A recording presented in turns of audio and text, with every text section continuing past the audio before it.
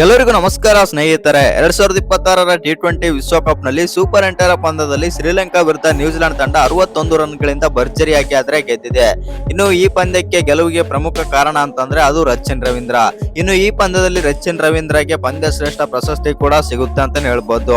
ಹೌದು ಸ್ನೇಹಿತರೆ, ಈ ಪಂದ್ಯ ಶ್ರೇಷ್ಠ ಪ್ರಶಸ್ತಿ ಪಡೆಯುವ ವೇಳೆ ರಚಿನ್ ರವೀಂದ್ರ ಅವರು ತನ್ನ ಬಗ್ಗೆ ಮತ್ತು ಭಾರತದ ಬಗ್ಗೆ ಮತ್ತು ಇಡೀ ಆಟಗಾರರ ಬಗ್ಗೆ ಏನೆಲ್ಲ ಹೇಳಿದ್ದಾರೆ ಮತ್ತು ನ್ಯೂಜಿಲೆಂಡ್ ತಂಡದ ಬಗ್ಗೆ ಏನೆಲ್ಲ ಮಾತನಾಡಿದ್ದಾರೆ ಅಂತ ತಿಳ್ಕೊಂಬರೋಣ ಬನ್ನಿ. ಎಸ್ಪೆಷಲಿ ಹೇಳ್ಬೇಕಂತಂದ್ರೆ ಈ ಪಂದ್ಯ ಶ್ರೇಷ್ಠ ಪ್ರಶಸ್ತಿ ಪಡೆದುಕೊಳ್ಳುವ ವೇಳೆ ಭಾರತದ ಬಗ್ಗೆನೂ ಕೂಡ ಮಾತಾಡ್ತಾರೆ ರಚಿನ್ ರವೀಂದ್ರ. ಅಷ್ಟಕ್ಕೂ ರಚಿನ್ ರವೀಂದ್ರ ಏನೆಲ್ಲ ಮಾತನಾಡಿದ್ದಾರೆ ಅಂತ ತಿಳ್ಕೊಂಬರೋಣ ಬನ್ನಿ. ಅದಕ್ಕಿಂತ ಮುಂಚೆ ನೀವೇನಾದ್ರೂ ಚಾನಲ್ಗೆ ಸಬ್ಸ್ಕ್ರೈಬ್ ಮಾಡ್ಕೊಳ್ಳೋದು ಹಾಗೆ ನೋಡ್ತಿದ್ರೆ ಸಬ್ಸ್ಕ್ರೈಬ್ ಮಾಡ್ಕೊಂಡು ಬೆಲ್ ಐಕನ್ ಅನ್ನ ಆಲ್ ಇಟ್ಕೊಳ್ಳಿ. ಹಾಗೆ ಮರಿದೆ ವಿಡಿಯೋಗೊಂದು ಲೈಕ್ ಕೊಡೋದನ್ನ ಕೂಡ ಮರಿಬೇಡಿ.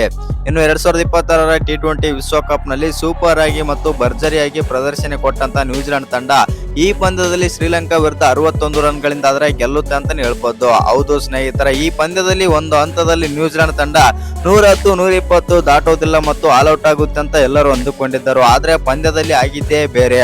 ಇನ್ನು ಈ ಪಂದ್ಯದ ಬಗ್ಗೆ ಮಾತನಾಡೋದಾಯ್ತು ಅಂತಂದ್ರೆ ಈ ಪಂದ್ಯದಲ್ಲಿ ಮೊದಲು ಬ್ಯಾಟಿಂಗ್ ಮಾಡಿದಂತ ನ್ಯೂಜಿಲೆಂಡ್ ತಂಡ 168 ರನ್ ಆದ್ರೆ ಹೊಡಿತಾರೆ, 7 ವಿಕೆಟ್ ಕಳ್ಕೊಂಡು. ಎಸ್ಪೆಷಲಿ ಹೇಳ್ಬೇಕಂತಂದ್ರೆ 84 ರನ್ಗಳಿಗೆ 6 ವಿಕೆಟ್ ಆದ್ರೆ ಕಳ್ಕೊಂಡಿರುತ್ತೆ ನ್ಯೂಜಿಲೆಂಡ್ ತಂಡ.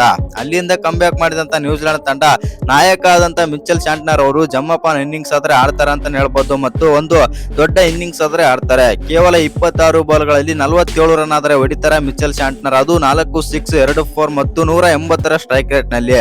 ಇನ್ನು ಇವರಿಗೆ ಸಾಥ್ ಕೊಟ್ಟಂತ ಕೊಂಕಣಿ ಕೂಡ 31 ರನ್ ಆದ್ರೆ ಹೊಡಿತಾರೆ 23 ಬಾಲ್ಗಳಲ್ಲಿ.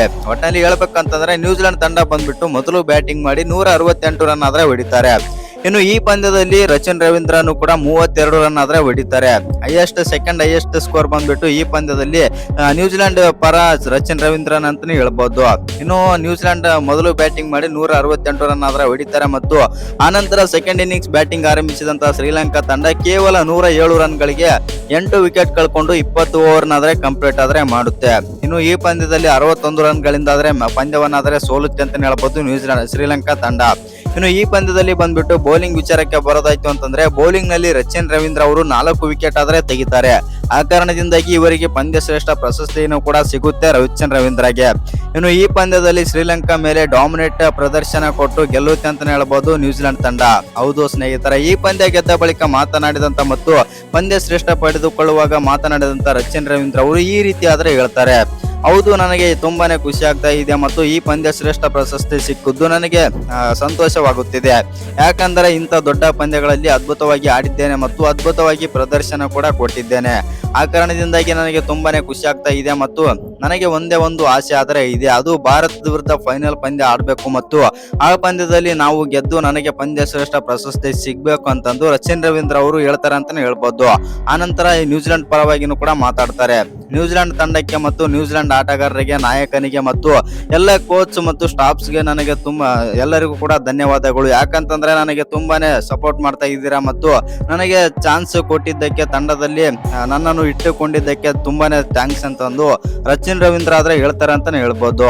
ಇನ್ನು ಈ ವಿಡಿಯೋ ಇಷ್ಟ ಆಗಿದ್ರೆ ಒಂದು ಲೈಕ್ ಮಾಡಿ, ಶೇರ್ ಮಾಡಿ. ಹಾಗೆ ಇನ್ನು ಯಾರು ಚಾನಲ್ಗೆ ಸಬ್ಸ್ಕ್ರೈಬ್ ಮಾಡ್ಕೊಂಡಿಲ್ಲ ಸಬ್ಸ್ಕ್ರೈಬ್ ಮಾಡ್ಕೊಂಡು ಬೆಲ್ ಐಕನ್ ಅನ್ನ ಆಲ್ ಇಟ್ಕೊಳ್ಳಿ. ಹಾಗೆ ಮರಿದೆ ವಿಡಿಯೋಗೊಂದು ಲೈಕ್ ಕೊಡೋದನ್ನ ಕೂಡ ಮರಿಬೇಡಿ.